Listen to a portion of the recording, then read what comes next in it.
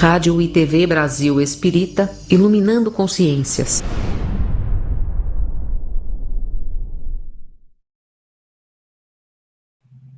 Olá, queridos amigos da Rede Brasil Espírita, da Rádio e TV Brasil Espírita de Alagoas. É uma alegria muito grande nós substituirmos a grande artista dessa rádio, Ioiô Jatobá. Que Jesus a abençoe onde quer que ela esteja e a nossa eterna gratidão. Eu só espero que nós consigamos atender às suas expectativas, porque não é para qualquer uma pessoa que a gente dá um programa, né, Tetê? Então, é uma alegria muito grande estarmos aqui, e eu vou ler um trechozinho de Leon Denis, só para a gente aquecer os nossos neurônios, quando Leon Denis nos diz: a arte, bem compreendida, é poderoso meio de elevação e renovação, quando ela é sustentada, inspirada por uma fé sincera, por um nobre ideal. A arte é sempre uma fonte fecunda de instrução, um meio incomparável de civilização e aperfeiçoamento.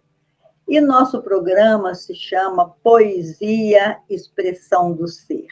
Eu e a Tetê somos poetas, acho que fomos escolhidos a dedo porque amamos a poesia. A poesia é uma arte pura, ela é a música do coração. O que você acha, Tetê?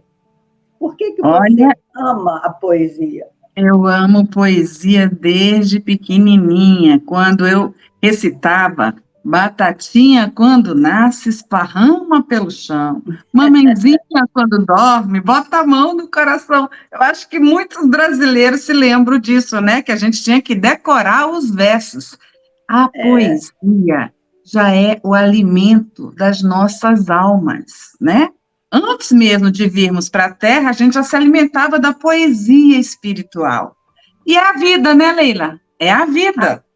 A vida é pura poesia, tudo que tem beleza, que tem harmonia, que tem equilíbrio, que tem ritmo, tudo isso é poesia. Por isso nós convidamos uma pessoa que é uma lindeza, não só fisicamente, mas uma pessoa muito especial, uma estudiosa da alma humana. Chama ela aí, Tetê. Vamos lá. A nossa convidada é a Iracema Abranches, psicóloga, professora e doutoranda da Universidade Federal do Juiz de Fora. Experiência na docência do ensino superior e na coordenação e gestão de instituição de ensino.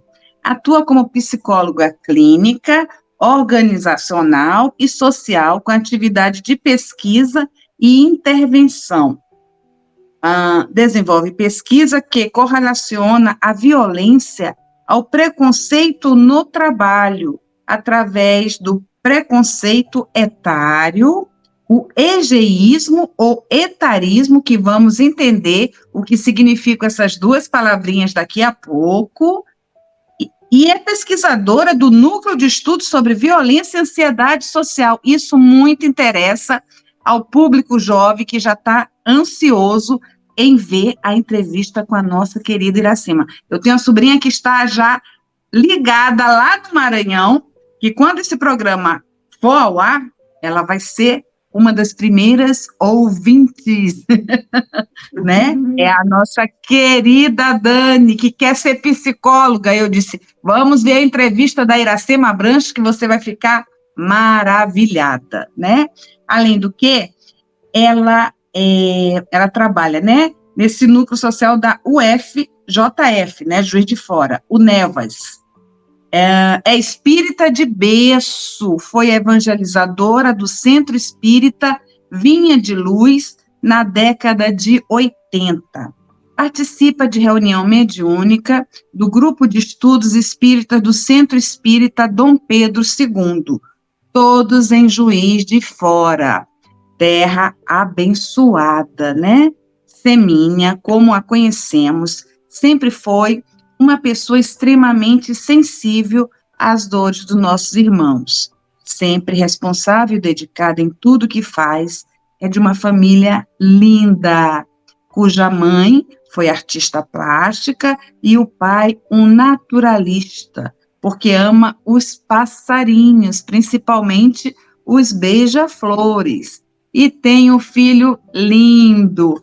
Entra, Selma, Selminha Abranches, né? Iracema Abranches, venha!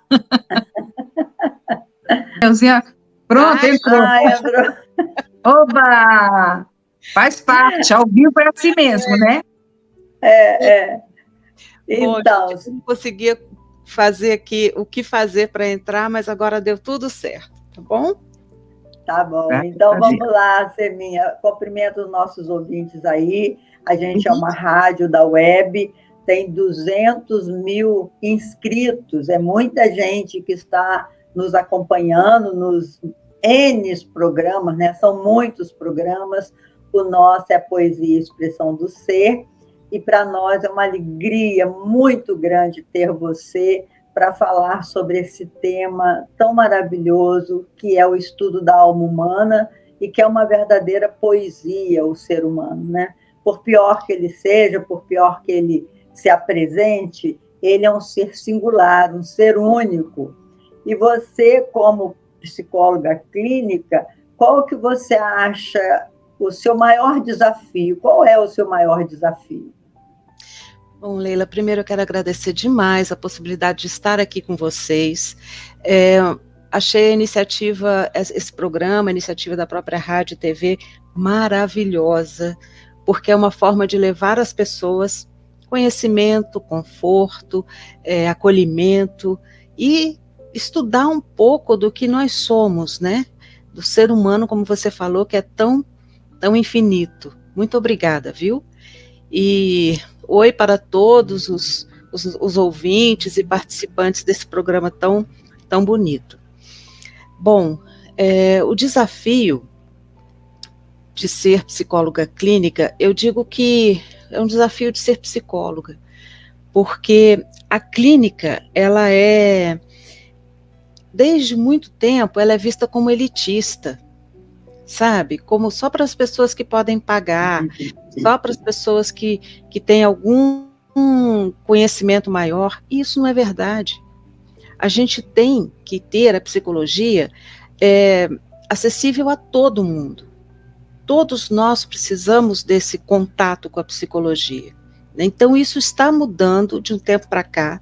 A psicologia está mudando nesse sentido, se aproximando das pessoas na sua vida cotidiana. Então, o maior desafio para mim é ampliar ainda mais essa psicologia, para que ela possa alcançar cada vez mais as pessoas e deixar de parecer uma coisa que não é para todos. Sim, é para todos.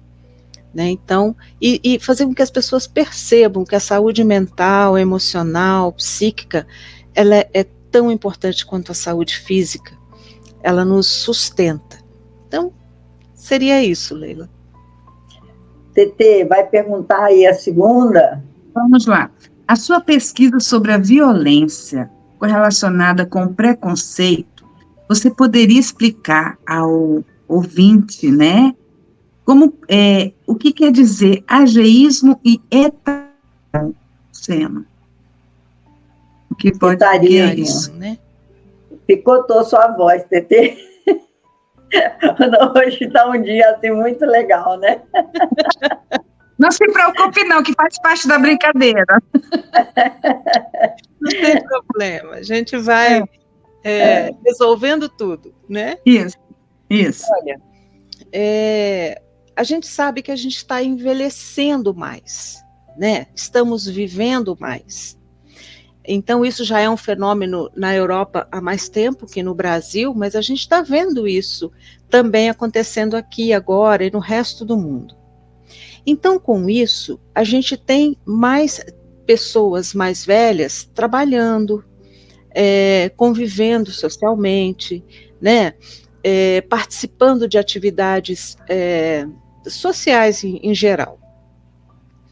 Só que aí vem o preconceito também. Como que é esse preconceito? preconceito é ruim de qualquer forma, né? Em qualquer momento ele é ruim. Agora, o preconceito com a idade, ele é tão intrínseco na gente, ele faz parte tanto do nosso dia a dia, que às vezes a gente não percebe. Isso é o ageísmo e o etarismo, que significam a mesma coisa, sabe, Tereza? Ageísmo vem da palavra age, em inglês, e o etarismo da palavra etário, de origem latina. É o preconceito relacionado à idade. Isso veio desde sempre. Desde que o homem é homem, a gente vê esse preconceito acontecer de alguma forma. Em algumas épocas históricas é menor, em outras é maior, mas quem colocou esse termo, criou esse termo, foi um médico americano, em 1969, chamado Robert Butler. Ele criou o termo ageísmo para classificar esse preconceito, para colocar na literatura científica mesmo, olha gente, existe um preconceito etário classificado aqui como um preconceito relacionado à idade. Só que na época ele não falou só em relação às pessoas mais velhas, não. Era a qualquer idade. Porque o que a gente vê? Por exemplo, você está num ambiente que tem pessoas de 20 a 25 anos. Se entra lá uma pessoa de 35, essa pessoa de 35, que é jovem, pode sofrer o ageísmo. Entende? Então, não é só em relação aos mais velhos. Mas os maiores estudos da área são em relação aos mais velhos, porque as consequências são piores. O mais jovem, quando sofre esse tipo de preconceito, ele geralmente fala assim, que besteira, sou novo. Agora, o mais velho, não. Porque ele já vem com outras questões da vida dele. Ele já vem com a sensação de finitude, a relação com o entardecer da vida, né? Ele já vem com outras questões que podem piorar a saúde mental e emocional dele. Então, através de brincadeiras do dia a dia, sabe? A gente tem uma sociedade muito visual, né? A gente tem uma sociedade muito estética. Então, a pessoa fala assim, você já passou dos 200, já entrou no Zenta. Você não dá mais conta de nada. Você não... não, já era, sua fase já era, né? Então, isso pode ser uma brincadeira no dia a dia, mas a pessoa assimila e aquilo pode prejudicar de outra forma, sabe? Então, o ageísmo e o etarismo, que são o mesmo fenômeno, também tem outra palavrinha que chama idadismo, que também significa a mesma coisa, é esse preconceito. E por que é importante estudar isso? Porque as consequências são muito sérias. A depressão na terceira idade aumentou demais da conta. O suicídio na terceira idade aumentou demais da conta. Então, por que a gente vai deixar esse fenômeno tão prejudicial correr solto, né? É preciso fazer alguma coisa para chamar a atenção das pessoas. Olha, isso é preconceituoso. Vamos, esquecer isso.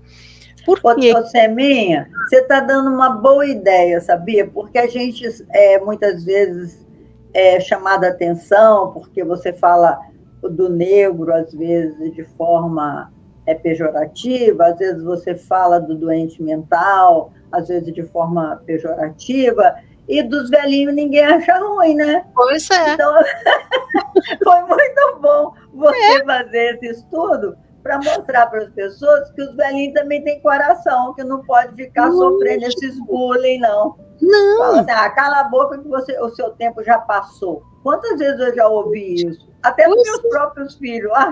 Fica quieta, mãe, você não sabe nada disso. Eles pensam que sabem mais que a gente, né? Não? Outro dia eu fui numa reunião de amigos, eu quase morri de rir de uma amiga minha, que está com os filhos todos adultos, e ela falou assim, a gente, quando eles eram pequenos, a gente fazia isso. Agora é eles que fazem pra gente. Eu vou numa festa com eles, qualquer coisa, quando eu vejo, tem um filho meu assim pra mim. porque eu estou falando demais ou porque eu estou aparecendo demais, invertem os papéis, né, Leila? E aí a gente... verdade. E a gente vê as pessoas serem desconsideradas como pessoas capazes, como pessoas, né, que têm autonomia, que são...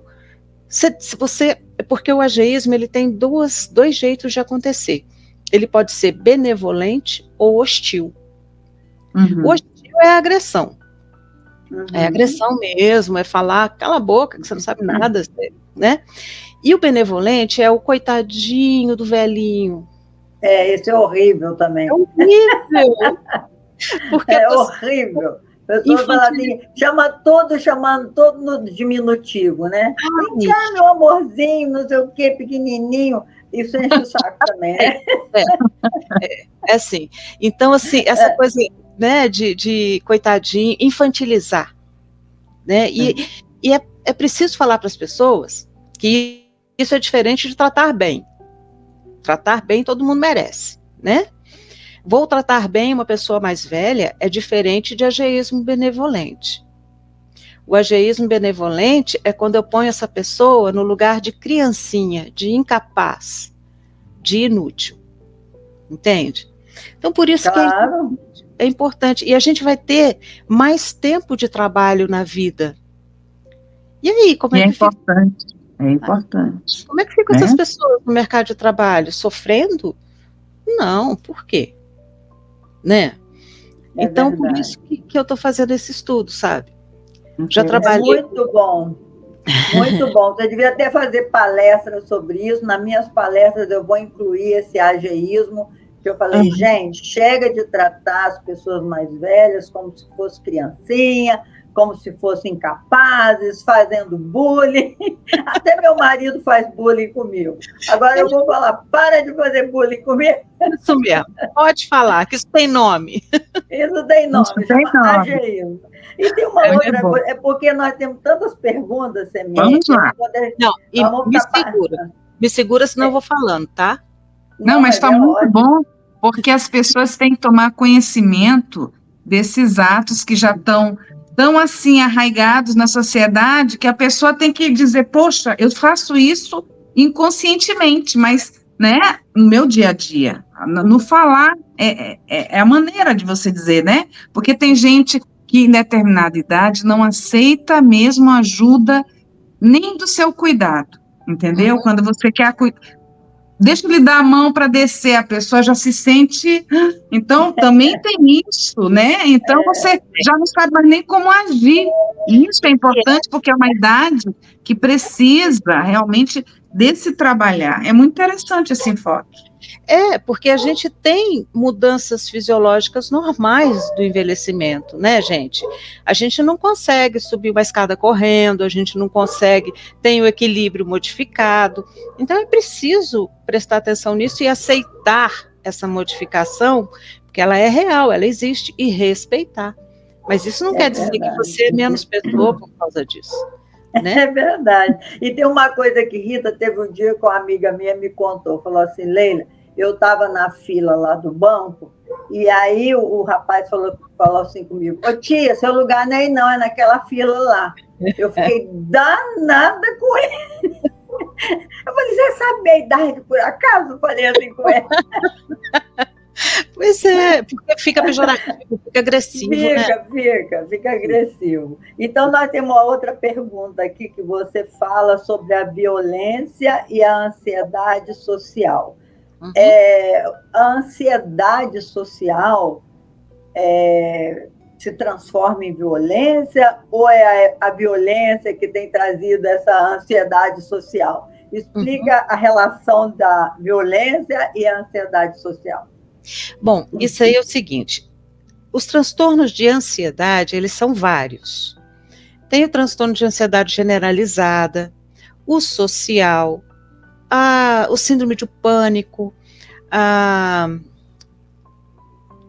o TOC, transtorno obsessivo compulsivo, transtornos fóbicos, todos envolvem ansiedade. A ansiedade social, ela é caracterizada pelo medo que as pessoas têm, ou pelo pavor que as pessoas têm, de entrar em contato com os outros na sociedade, de falar em público, de comer ou beber na frente de outras pessoas, de conversar com as outras pessoas, de falar não. Então, geralmente essas pessoas são classificadas como tímidas, sabe? Pessoa tímida que não consegue se comunicar direito, não consegue, são a timidez em excesso, né? Não é o tímido que a gente tem uma timidez de vez em quando, mas o timidez em excesso que prejudica a vida da pessoa passa para a ansiedade social. Antes era chamado de fobia social, agora está mais como ansiedade social, tá? Mas os dois termos ainda são usados.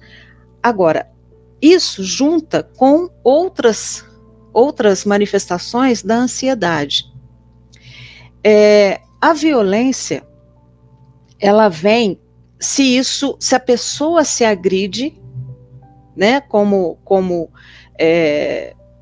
por ser ansioso, ela se agride, porque não aceita aquilo nela, ou a própria sociedade agride. Agride como?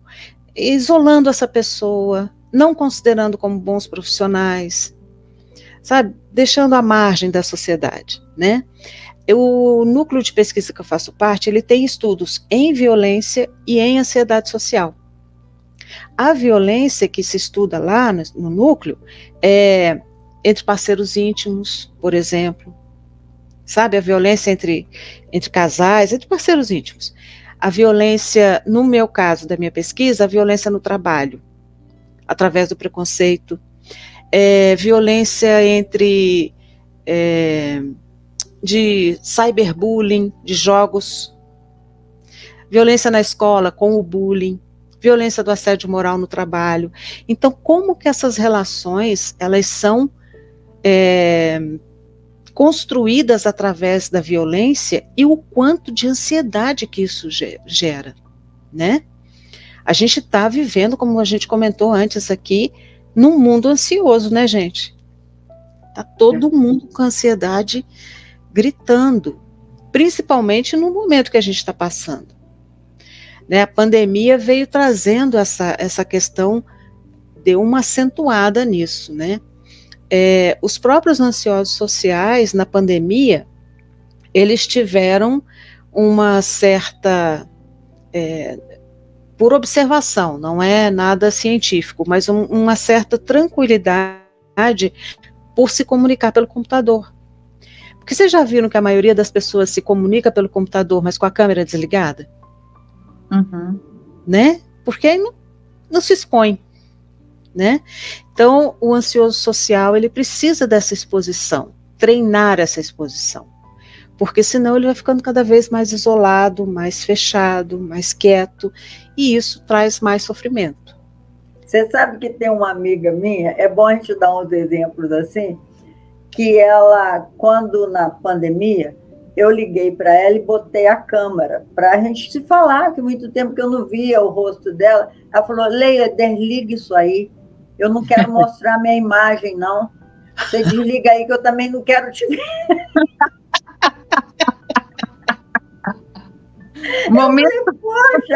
Eu falei, poxa, amiga. Ela falou: não, eu tô horrorosa, eu tô só dentro de casa, eu não tiro o pijama nem o chinelo. Você vai me ver desse jeito? Assim mesmo que o pessoal acha, assim mesmo.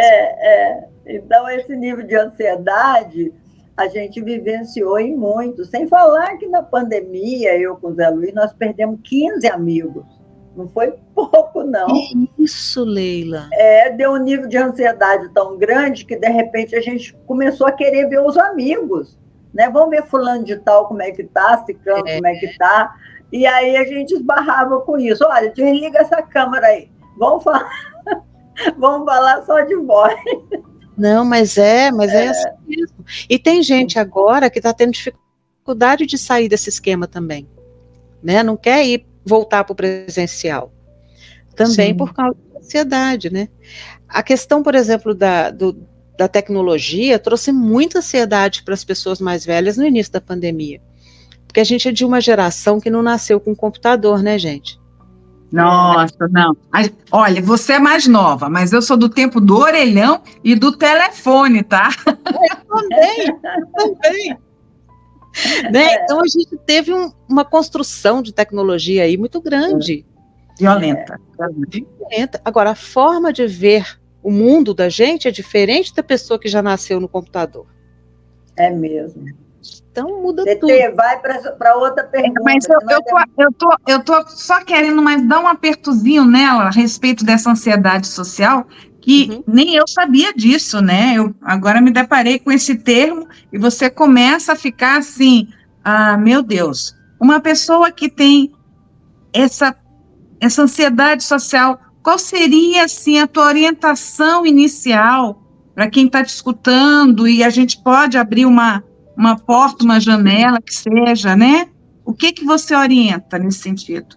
Olha, o acompanhamento psicoterápico é o melhor caminho, porque geralmente as pessoas procuram na linha da terapia cognitiva comportamental também, porque dá uma resposta mais rápido, vamos dizer assim. Mas as áreas da psicanálise, de outras áreas de atendimento também vão surtir efeito, da mesma forma. Mas eu falo do TCC porque aqui no núcleo a gente trabalha com TCC. Então, a gente faz uma série de encontros para tratar dos assuntos que mais atormentam os ansiosos sociais, que são mais ou menos esses que eu falei para vocês, né? O medo do julgamento alheio, a pessoa sofre muito com isso. O medo de entrar em contato com alguém, fazer o primeiro contato, a pessoa perde as palavras, não sabe o que falar, fica perdido. O medo de falar em público, que é a ansiedade de desempenho. Eu vou falar besteira, o que as pessoas vão pensar de mim? Eu não vou fazer isso, eu não vou aparecer, né? Então, isso é muito mais do que a gente pensa. E a angústia que um ansioso social, um ansioso sente em relação a isso, gente, ela é muito grande. Nós temos facilidade aqui em falar em público, tem um monte de gente que vai nos assistir, né? Leila fala para milhões de pessoas, você também faz palestra, não faz, Tereza? Então. Ainda não, estou iniciando com a Leilinha. Mas vai fazer. A gente tem essa facilidade, não imagina a dor que é para quem não tem, mas é muito grande, a angústia é muito grande, dá sudorese, a pessoa desmaia, dá aflição, né? Tem todos aqueles sintomas do pânico também, que é a iminência de vou desmaiar, vou acabar, vou ficar aqui, então é muito sério.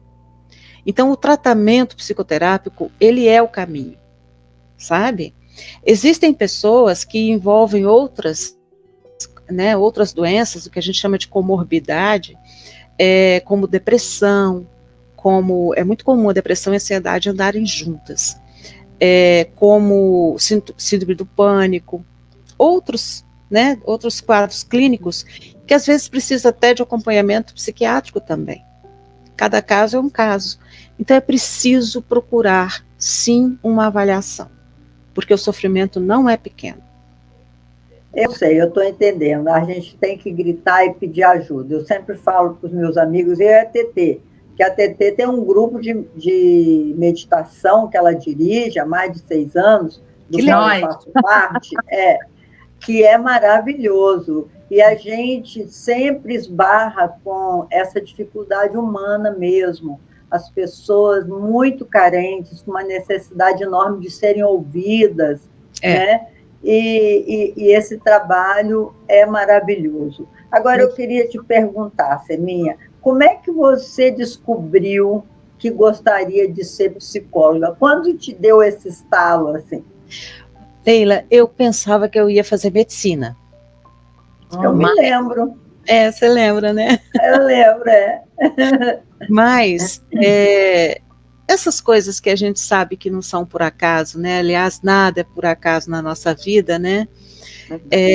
Eu não estudei o suficiente para fazer medicina, para passar no vestibular, sabe? No fundo, não era uma coisa que eu queria. Eu amo medicina, faria medicina, mas eu falo para a vida, para a profissão, né? E aí eu fui para a psicologia meio assim, vamos ver o que é. E eu me apaixonei por psicologia. Eu vi que eu tinha tudo a ver com psicologia. Tem uma frase da psicologia, de algumas coisas esqueci a palavra, gente, do CFP, né, que é o órgão que dirige a profissão, que fala assim, que toda psicologia me interessa. Eu sou assim, toda psicologia me interessa, sabe? Qualquer vertente, qualquer linha, qualquer estudo, eu acho interessante. Então, assim, me encontrei ali. E fui para o caminho da psicologia social, organizacional e clínica, dentro dessa visão contextualizada da pessoa, né? E tem aí a espiritualidade também, né? Que Maravilha. é a base de... Isso é que nós íamos perguntar, o que é a espiritualidade para a psicologia? O que representa a espiritualidade? Olha, é envolta, está melhorando, mas sempre foi envolta em preconceito também. Né? Então, assim, a psicologia, ela precisou, durante muito tempo, se firmar como ciência. E para se firmar como ciência, você precisa comprovar algo que você está observando. E a espiritualidade não era de uma comprovação tão evidente para a ciência da psicologia. Então se afastou muito, negou mesmo a espiritualidade. Tanto que na faculdade eu tinha algumas dificuldades, porque quando algum caso era discutido, e você percebia na história da pessoa, acompanhamentos em hospitais psiquiátricos, que existia um componente espiritual ali, sim, evidente. Mas para a psicologia, se eu falasse isso, eu não estava sendo profissional. Né? Então, existe isso. Está melhorando. Inclusive, hoje nós temos, aqui no próprio programa que eu faço doutorado, tem um professor que desenvolve da medicina, mas ele também é do programa, ele desenvolve um trabalho muito interessante de espiritualidade e ciência. Então, ele faz muitos trabalhos importantes mostrando como que essa convivência, ela é frutífera, ela é necessária. A espiritualidade não nega a ciência e vice-versa, sabe? E a gente, como no espiritismo, a gente sempre preza por isso, isolar os fatos que são fantásticos, né, que são inventados, do que realmente... Ai, gente, desculpa, vocês estão ouvindo, né? A minha cachorrinha. Cachorro, né? Mas os que são realmente né, espirituais mesmo. Então, eu acho que a junção da psicologia com a espiritualidade é o caminho, sabe? Mas ainda existe um caminho a ser trilhado. Muito preconceito, né? Freud diz, eu adoro essa frase de Freud, que de perto ninguém é normal. Eu adoro, porque eu acho que realmente ninguém é normal de perto. Não. Cada um tem suas neuras especiais, né? Suas particularidades. E nessa sua profissão, como você explica essa frase assim? Eu também adoro essa frase, Leila. Adoro. Porque existe um livro clássico da psicologia que é O Normal e o Patológico. Uhum. Ele vem questionar justamente isso. O que é normal? E o que é patológico? Numa sociedade, né? Numa sociedade onde falar deixa eu ver um exemplo aqui, falar uma mentira é um crime. Vamos pegar, né, os povos antigos da América Latina, em que o ócio era penalizado com a morte. A pessoa não podia ficar no ócio. Para uma sociedade assim, e uma sociedade que a pessoa tem o direito ao descanso. O que é normal, o que é patológico? Não existe normal e patológico, só é diferente, só é cultura diferente. Então, o que o Freud falava era exatamente isso. O que é o normal? Como é que eu vou falar que uma pessoa é normal se ela agir assim, assim, assim, assim? Não existe. Ela pode ser normal aqui, nessa rua, mas na rua ali de baixo não é mais. Né? Então, claro, eu vejo dessa forma. A gente, claro, existem extremos, né? Existem extremos de características do ser humano que realmente vão cair num patológico. Mas é a partir do momento que ele prejudica o outro ser humano. Por exemplo, um criminoso. Uma pessoa que tem o prazer da vida dela está em prejudicar, em matar, em lesar o outro. Aí é uma pessoa que tem realmente uma condição muito complicada psiquicamente e espiritualmente também, né? Claro. Mas a nossa vida... Deu uma perguntinha aí para ela. Vamos lá agora, vou pegar essa aqui. Como o espiritismo lhe ajuda na profissão? Ai, A tua experiência, como é que ela fala, né? Nesse teu caminhar, né? o tempo todo. Olha, toda vez que eu vou atender alguém ou dar uma aula, toda vez que eu vou atuar, eu oro antes, sabe? Faço uma oração pedindo para eu ser um instrumento de coisa boa para aquela pessoa ou para aquele grupo, sabe? Eu penso assim, por favor, me ajuda a passar o que for necessário para aquele momento ali, e de uma forma que faça sentido. Então, a espiritualidade está no meu ser, né? Eu sou espírito, então assim, o tempo todo, sabe? Lógico que num atendimento clínico, por exemplo, pela técnica da psicologia, eu não posso sugerir à pessoa que ela esteja obsediada ou que ela... Não posso fazer isso, nem ao lugar, nem ao momento. Não.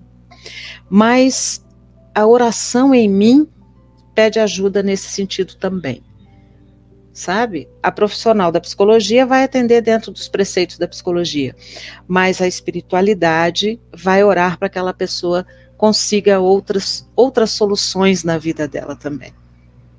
É essa pergunta que nós fizemos a um médium que nós entrevistamos aqui, perguntamos, você é um poeta médium ou você é um médium poeta? Porque essa pergunta na parapsicologia, quando eu fiz, o professor me perguntou, Leila, você é uma parapsicóloga espírita ou você é uma espírita parapsicóloga? Eu falei, a segunda assertiva é mais verdadeira. Embora, quando eu estava atendendo, eu não poderia usar nenhum conceito do espiritismo, tinha que ser todo o conceito da parapsicologia. Então, eu te pergunto isso, você, Seminha, você é uma médium, é uma médium psicóloga ou é uma psicóloga médium? Leila, olha, eu acho que eu não tenho a resposta exata para essa sua pergunta, porque as coisas estão tão misturadas, sabe? Agora, dentro da pesquisa, porque eu estou na pesquisa de psicologia, né? Eu tenho que ser muito psicóloga, sabe? Porque senão eu não consigo focar no que aquela atitude, aquela ação, aquele trabalho exige. Mas a espiritualidade, eu vivo o tempo todo. Então, de repente, a forma de condução da profissão é mais assim. A mediunidade... Ai, gente, a mediunidade também é o tempo todo. É difícil... É inerente, né? Eu me lembro da sua mãe, quando a gente conversava lá na Varanda Florida, ela falava assim para mim, Leila, me preocupa o Guto, porque o Guto estava fazendo filosofia. Eu falei, te preocupa por quê, Nila? É porque ele, assim, pode ser, pode não ser, é assim, mas não é exatamente. Eu falei, Nila, o preto no branco, como dizia meu pai, é só para a mente da matemática. O resto não é o preto no branco, não. Por isso que pode ser cinza, pode ter outros tons, porque o filósofo, né, e o psicólogo, ele não tem resposta exata, porque o ser humano não é exato, né? É exato, não é? Não é exato. A gente tem um norte, né, mas não é uma resposta exata. É muito do normal e do patológico, depende muito do contexto, depende muito de tudo que está em volta, né? Mas a mãe falava isso mesmo. Ah, o Guto não é, mas podia ser, mas um dia vai ser. Um dia vai ser. Porque o Guto estudou filosofia, já nunca vi uma pessoa tão competente Não, ele em estuda até filosofia. hoje. Até hoje, ele não para de estudar, né? Agora ele é terapeuta também, psicanalista, né? Psicanálise. Mas aqui, deixa eu te perguntar outra coisa. Acha que o conhecimento, o autoconhecimento, ajuda no equilíbrio do ser? Como você propõe o autoconhecimento no seu trabalho? O autoconhecimento, para mim, é tudo, sabe? Porque você vê, é o que busca a psicologia também. Quando você faz um processo terapêutico, você está procurando se conhecer. Só através disso é que você pode se curar das suas questões, né? Elaborar as suas questões. Então, o autoconhecimento é tudo para mim, nesse sentido, sabe? Ajuda, sim, ao equilíbrio e ajuda a... Uma vez eu ouvi de um estudioso que o equilíbrio, ele não é eterno, não é bom. Porque você se mantém na zona do conforto. Você não tem nenhuma para te questionar. Entende? E eu achei interessante essa visão.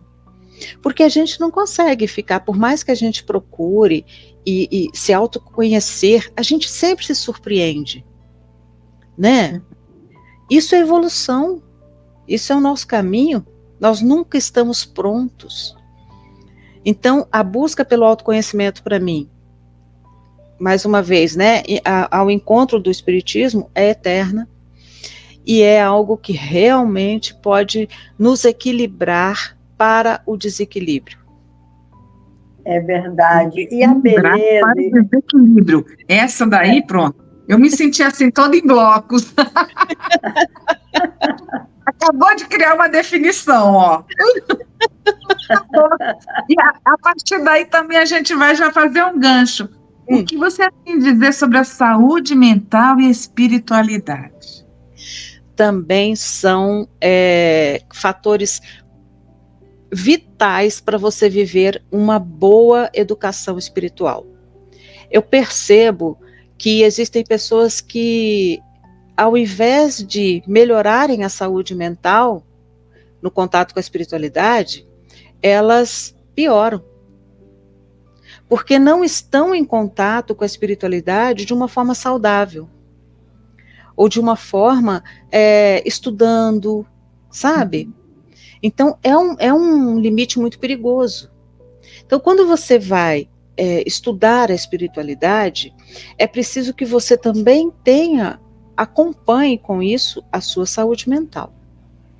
Porque as pessoas tendem ao fantástico mesmo, como eu falei há pouco tempo. Então, é perigoso isso. Você precisa fazer essa aliança, porque se você consegue fazer essa aliança, o desenvolvimento da espiritualidade só vai auxiliar a sua saúde mental. Sabe? Só vai auxiliar. Porque você vai se conhecer e vai conhecer também as suas possibilidades. Né? Então, só vai auxiliar. Agora, se você não tem esse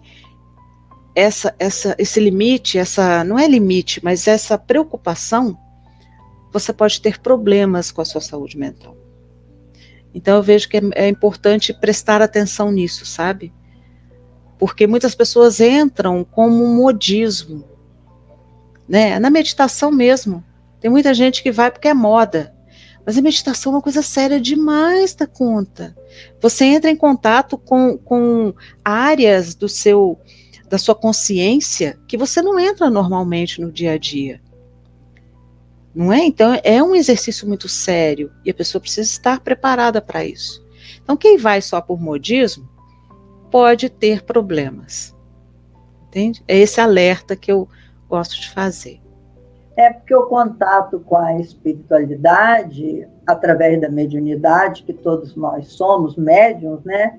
Esse contato precisa de uma mente sadia, realmente. Sim. Se você já é uma pessoa perturbada, espiritualmente falando, se você é uma pessoa neurotizada, uma pessoa cheia de fobia, a espiritualidade pode te ajudar se você não entrar em contato com ela como médium. mas se você estudar primeiro para se preparar, porque senão o contato, eu entendo muito bem o que a Seminha coloca, o contato fica uma coisa perigosa, né? E aí, Seminha... Abre portas. Abre portas. E aí, eu queria te perguntar qual é o seu tipo de mediunidade. Agora nós vamos falar na Seminha médium, espírita, no trabalho espiritual, e vamos entrar na poesia, que eu sei que você gosta de poesia também. Como o nosso tempo não é tão elástico, né, Tetê? Então a gente vai que pena. falar sobre essa sua mediunidade. Quando é que você descobriu a sua mediunidade? Qual é o tipo de mediunidade? Na sua mesa mediúnica? Leila, eu sempre tive manifestações mediúnicas. E houve um período na minha vida que eu tive muitos desdobramentos. Como eu não tinha um equilíbrio espiritual, eu não tinha um estudo aprofundado, eu não tinha uma vivência, porque eu sempre estudei em casa, com Guto, né? E fiz a evangelização, mas depois eu me afastei um pouco do centro, ia às vezes lá ver sua palestra, ver do Guto, mas não tinha um estudo aprofundado. Aí eu tinha muitos desdobramentos, mas em sintonia, que a gente acabou de falar, com coisas que não me faziam bem. Eu não estava equilibrada, eu não estava bem, e aí trazia conteúdos que não eram interessantes. Eu ficava muito assustada com isso. Só que a gente sabe que, enquanto não mexe, não trabalha a mediunidade, a gente corre esse risco, né? E aí eu fui me aproximando desse estudo para fazer meu trabalho também. Né? A gente não dá para fugir desse trabalho. E eu não quero fugir desse trabalho. Então, fui me aproximando e entendendo essas manifestações. Elas não deixaram de acontecer, mas de uma forma mais orientada, mais harmoniosa, com mais domínio, né? Então, eu tenho uma mediunidade de psicografia e de vidência e audição, sabe? Então, são esses 3 aspectos que eu vejo mais aparentes em mim. Né? Então, que ótimo, Seminha. E você sabe que se você atende online, depois você nos fala como que a pessoa pode entrar em contato com você, que tem muitos espíritas que nos ouvem, que gostaria de fazer uma terapia, e às vezes gosta, né, ou gostaria que o terapeuta tivesse essa linha de pensamento, porque você encontra tanta linha de pensamento diferente que fica um conflito, né, buscar ajuda com quem não acredita nas coisas que você vivencia. Então, Leila, eu fui uma terapeuta nessa época, desculpa te interromper, mas é porque não, claro, falando. Eu fui uma terapeuta na época que eu estava sofrendo muito com os desdobramentos, eu estava com medo de dormir, eu estava com medo de deitar. E eu fui falar disso e ela virou e falou assim, não, isso aí é outra coisa, não é o que a gente vai discutir aqui. Falei, meu Deus, o que eu estou fazendo aqui? Então, o meu problema, o que eu estou sofrendo não vai ser discutido. Isso é muito sério, porque às vezes a pessoa não tem conhecimento, ou nega, né, ou não acredita, e é complicado. Apesar da gente não, como terapeuta, não poder se colocar na terapia, mas existe o limite também de conhecimento do profissional, né? Então eu entendo o que você está falando. Então, aí você pode falar no ar aí, se você quiser, o jeito de entrar em contato com você, se você quiser, porque também às vezes é perigoso a gente falar no ar e... Qualquer coisa eu deixo meus contatos com você. Tá ótimo. Tem meus contatos. A gente coloca no chat no dia que for ao ar. Tá ótimo, eu passo direitinho para vocês. Isso. Tá? Tá ótimo. E agora, o que seria ser feliz no mundo onde todos se acham ansiosos, em estado de depressão, como se o amanhã fosse a coisa do agora, e não é, o agora é agora, né? Então, como ser feliz nesse quadro que nós estamos? Tereza, isso envolve tanta coisa, né? Porque a gente está nesse momento agora por uma construção social e espiritual constitutiva do ser humano de milênios. A gente não está nessa condição agora porque aconteceu agora. É uma construção. As pessoas estão num imediatismo muito grande, porque a sociedade ela vem se construindo também nesse imediatismo. Você vê que até as coisas que a gente compra, elas têm um prazo de validade, elas têm um celular que você compra, daqui a 2 anos ele já está com dificuldade. Então, assim, é tudo construído para ser efêmero, né? Para acabar rápido. E aí a gente vai para os nossos valores. Se um celular tem 2 anos de validade, e o meu valor? E o valor que eu tenho de amizade, de relacionamento afetivo, de bondade, caridade? Quanto tempo isso vale? Né? Então, a gente recebe uma loucura de informação que seja assim, que aí você vai dar certo. Faça isso que você vai conseguir o sucesso. Os 5 passos não sei do quê. E aí você vive nessa loucura. Eu preciso fazer porque eu preciso ter sucesso, eu preciso... E vai se atropelando e vai deixando de se conhecer. Quanto menos você se conhecer, mais angústia, mais ansiedade. Porque é mais inseguro. Se eu não sei como eu vou me portar ou o que eu vou despertar nas pessoas, eu estou totalmente insegura quanto a isso. E aí a ansiedade grita, né? Como que vão me ver dentro de uma sociedade totalmente visual, totalmente preconceituosa, totalmente limitada nesse sentido? Então a gente precisa, para ser feliz, mais uma vez, se conhecer. Porque quanto Seninha, mais... olha só, nós estamos... Está maravilhoso você falar, entendeu? Mas nós temos só mais 5 minutinhos de programa. Acredito, passou? Não. Então, não pode, tem que ter mais 1 hora. Então, eu vou pedir para você para falar uma poesia que você goste, um poema que você goste, porque os nossos ouvintes adoram a poesia, adoram quando a gente... então, a gente deixa a poesia por último, a gente cria um clima... Tá ótimo. Para ter fala uma poesia. Eu vou ler aqui uma poesia que traduz muito isso tudo que a gente conversou. Então vai ser um ótimo fechamento, tá? Que chama Traduzir-se, que é do Ferreira Goulart. Foi musicada, inclusive essa é uma música linda. Mas ela fala assim: uma parte de mim é todo mundo, outra parte é ninguém, fundo sem fundo. Uma parte de mim é multidão, outra parte estranheza e solidão. Uma parte de mim pesa, pondera, outra parte delira. Uma parte de mim almoça e janta, outra parte se espanta.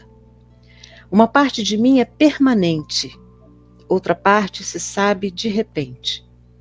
Uma parte de mim é só vertigem, outra parte, linguagem. Traduzir-se uma parte na outra parte, que é uma questão de vida ou morte. Será arte? Maravilhoso, Ferreira Goulart. Uma parte de mim é Seminha Abrantes. A outra parte... A outra parte é TT. Porque aqui nós estamos vivendo a nossa melhor parte. Né, eu adoro esse trio aqui, hein? A gente tem que fazer mais coisa. Adorei. Olha, que coisa linda. Nossa Senhora. Maravilhoso. E aquela senhora tem um piano. Que você essa aí também eu adoro. Alberto Caeiro. Pessoa. Para a gente prestar atenção no que realmente importa na vida, né? Aquela senhora tem um piano, que é agradável, mas não é o correr dos rios, nem o murmúrio que as árvores fazem. Para que é preciso ter um piano? O melhor é ter ouvidos e amar a natureza. É lindo, né? Profundo, né? Porque a gente, às vezes, dá tanta importância ao que realmente não tem muita importância. Claro que, como ele fala, o piano é maravilhoso. Nossa, eu amo piano, amo música. Mas a essência, o piano, na verdade, ele reproduz um som que já existe na natureza. Então, né? Vamos lá na essência, um pouquinho, né? Esse contato com a natureza é simplesmente maravilhoso, né? Nós fazemos a nossa meditação aqui no bosque. A gente faz no bosque, ouvindo os passarinhos, vendo o rufar do vento nas árvores. Ô, gente, a gente que tem mediunidade viaja. Aí, de repente, você já foi. Viaja. É muito bom. Muito obrigado, Seminha. Olha, foi um carinho enorme ter você aqui. Eu espero que a gente faça outros programas, né, Tetê? Com certeza, porque é uma expansão de conhecimento e de orientação primordial, né? Imagina. É uma troca de troca muito boa, sabe? Adoro. Muito boa. Eu fiquei aqui já em trabalho cognitivo também, viu? Bom. Entrei meus blocos, aí tu traz um Ferreira Goulart, um maranhense maravilhoso, né? E o Fernando Pessoa, aí pronto. Então, é para fechar, gente. Sintam essas poesias e depois vejam o que vai ser passado, né? Com cada palavra, cada verso, cada estrofe, tão bendito pela nossa querida Iracema Branches, que foi um prazer. Você é uma irmã de vidas, viu? Eu tenho certeza, Tereza. Você é um guto, né, Leilinha? Os beija-flores lá do pai da Iracema, que você fala tão bem dele. Então, a gente está todo mundo nessa sintonia. Que programa mais maravilhoso. Orientação é tudo no momento em que estamos mergulhados. Muito obrigada. E, queridos ouvintes da Rádio Brasil Espírita, sintam-se abraçados e agraciados com essa lindeza de pessoa, viu? Para a gente foi um prazer. Passou, a gente nem sentiu. Né? Um minutinho para você se despedir, Seminha.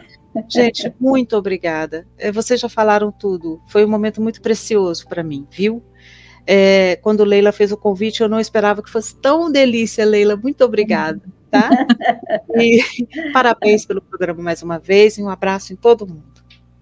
Um abraço, meus irmãos. Fiquem com Deus e participem do nosso programa, mandando perguntas. Nós responderemos, enviaremos para a Seminha. Nós estamos todos interligados, em nome de Deus. Muita paz e até o nosso próximo encontro, se Deus quiser.